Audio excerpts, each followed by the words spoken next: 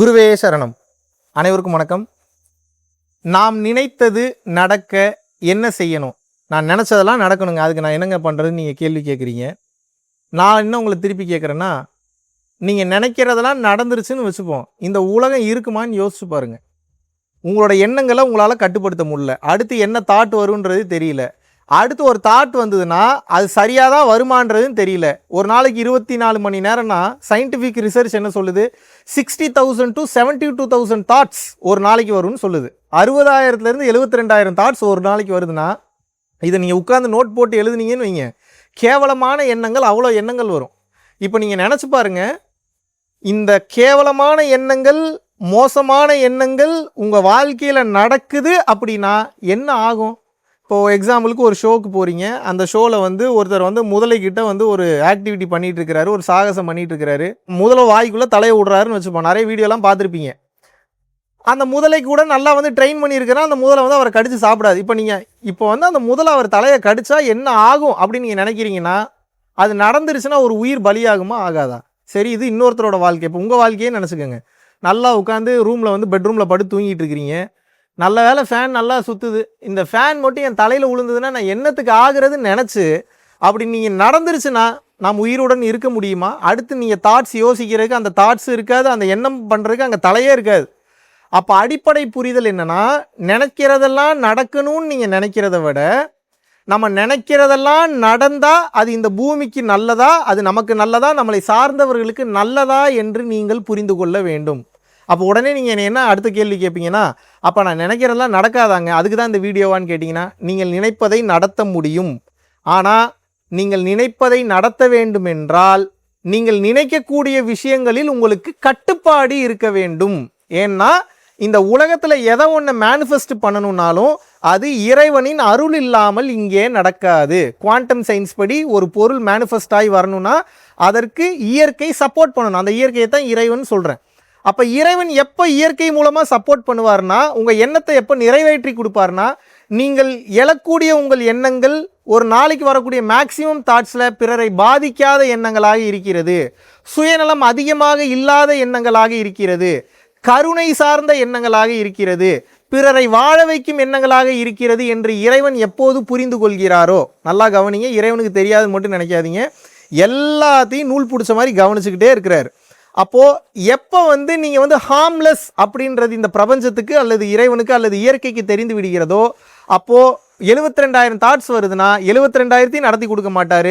நீங்கள் எந்த அளவுக்கு பக்குவப்பட்டு சுத்தப்பட்டு இருக்கீங்களோ, எந்த அளவுக்கு கருணைத்தன்மையோடு இருக்கீங்களோ, அந்த அளவுக்கு மேக்சிமம் நம்பர்ஸ் ஆஃப் தாட்ஸை சீக்கிரமாக மெட்டீரியலைஸ் பண்ணி கொடுப்பார். இப்போ ஒரு எக்ஸாம்பிளுக்கு, இப்போ வீடு கட்டணும்னு ஒரு தாட் உங்களுக்கு வருதுன்னா, அந்த எண்ணம் நீங்கள் சுயநலம் சார்ந்து இருந்தாலும் கூட அதில் ஒரு பொதுநலம் இருக்குன்னு வச்சுக்கோங்க, ஒரு வருஷத்தில் கட்டுற மாதிரி பண்ணி கொடுப்பார்.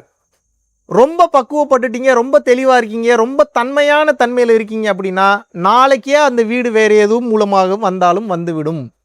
இப்போ உங்கள் கண்ணு முன்னாடி பார்த்தீங்கன்னா ஒரு உயிர் கஷ்டப்படுது, அந்த உயிரை எப்படியாவது பாதுகாக்க முடியாதா நீங்கள் நினச்சிட்டிங்கன்னா போதும், அந்த உயிருக்கு பாதுகாப்பு உடனே கிடைக்கும். ஏன்னா அதில் சுயநலம் இல்லை, அந்த உயிரை பாதுகாக்கணும்னு நினைக்கிறீங்க, தன்னலம் இல்லாமல் பொதுநலம் நினைக்கக்கூடிய காரணத்தினால அந்த விஷயத்திற்கு உண்டான சேஃப்டி அண்ட் செக்யூரிட்டி உடனே ரெடி ஆகிறது. எப்படி யார் எங்கேருந்து வருவாங்கன்னு தெரியாது, அந்த உயிரை காப்பாற்றிடுவாங்க.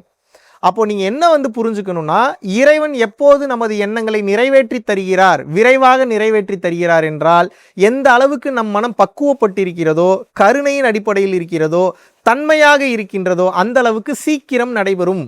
எல்லாரும் என்ன நினச்சிக்கிறாங்கன்னா, உட்காந்து மெடிடேஷன் பண்ணிட்டா மட்டும் நான் நினச்சதெல்லாம் நடந்துரும்னு நினைக்கிறீங்க. அப்படி கிடையாது. நிறைய பெரிய மகான்களே, பெரிய நிலையில் இருந்த யோகிகளுக்கே நினச்சது எல்லாமே நடக்காது.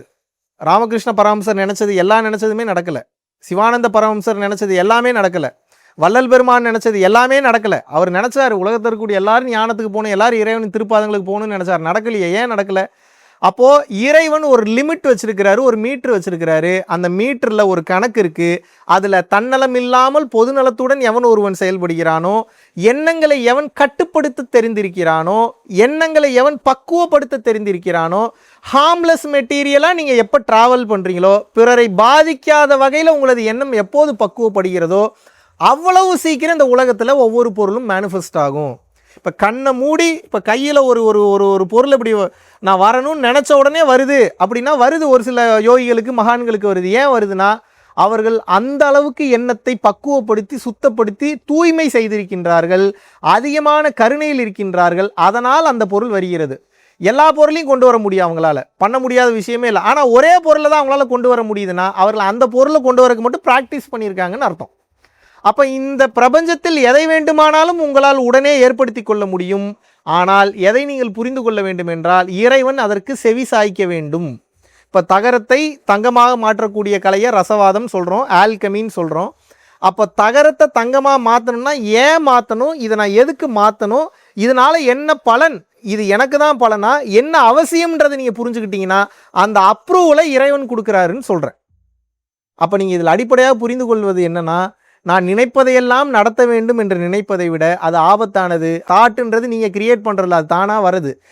தாட் வேறு, திங்கிங் வேறு. தாட் என்பது எண்ணம் தானாக வருவது, திங்கிங் என்பது சிந்தனை நீங்களாக சிந்திப்பது. ஒரு எண்ணம் வருதுன்னா அது வருது, அப்போ யாரோ கொடுக்குறாங்கன்னு அர்த்தம்.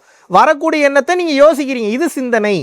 அப்போ சிந்தனை உங்கள் கண்ட்ரோலில் இருக்குது, தாட் உங்கள் கண்ட்ரோலில் இல்லை. தாட்டும் உங்கள் கண்ட்ரோலில் வரும். எப்போ வரும்னா அந்த அளவுக்கு மனம் பக்குவப்படுவதற்கு பல வருடங்கள் ஆகலாம், சில மனிதர்களுக்கு பல ஜென்மங்கள் ஆகலாம். ஏன்னா மனம் பக்குவப்பட்டாச்சுன்னா அதுக்கப்புறம் ஒரு வித்தை இல்லை, ஒரு யோகம் இல்லை, ஒன்றுமே இல்லை, அவ்வளோதான். மனம் அது செம்மையானால் மந்திரம் செம்மையாமேங்கிறாருல அகத்தியர் பெருமான். அதுபோல் மனம் பக்குவப்படுத்துவதற்காக தான் அத்தனை கேம் இங்கே போயிட்டுருக்கு.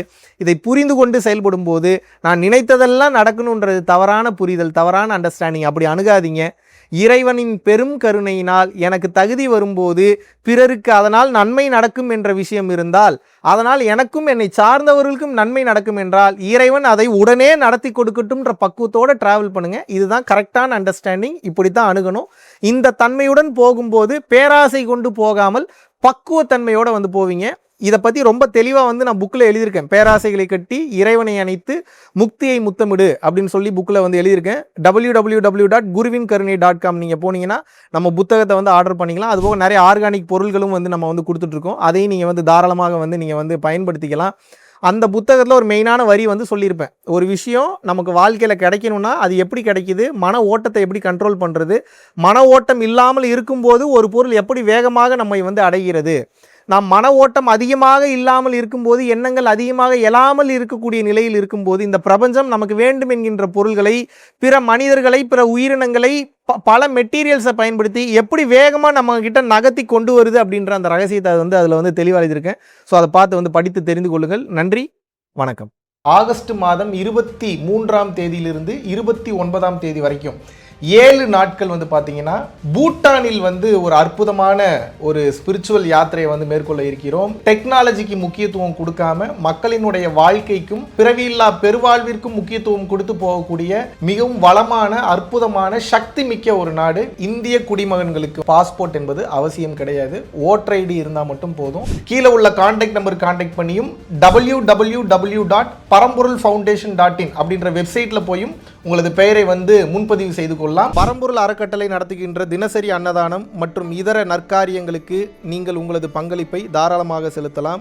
இதனால் என்னென்ன பலன்கள் கிடைக்கும் என்றால், தரித்திர தோஷம் விலகுகின்றது, அன்னக்குறைவு தோஷம், பித்ரு தோஷம், கர்ம தோஷம், பாவ தோஷம் மற்றும் கிரகங்களினால் ஏற்படக்கூடிய தோஷங்களின் தீவிரமும் குறைகின்றது. மனக்குழப்பம் மற்றும் எதிர்மறை எண்ணங்கள் விலகுகின்றது. குடும்ப கலகங்கள், தொழில் தடைகள், பணத்தடை, கல்வித்தடை, திருமணத்தடை, சந்தானத்தடை, நோய் தொடர்பான கர்மபாரம் முற்றிலும் வந்து தீருகின்றது. ஆகையினால் இந்த பரம்பொருள் அறக்கட்டளை நடத்துகின்ற எல்லா விதமான நற்காரியங்களிலும் உங்களது பங்களிப்பை வந்து செலுத்துவதற்கு கீழே கொடுக்கப்பட்டுள்ள வங்கி கணக்கிற்கு தாராளமாக நீங்கள் வந்து பணம் அனுப்பலாம்.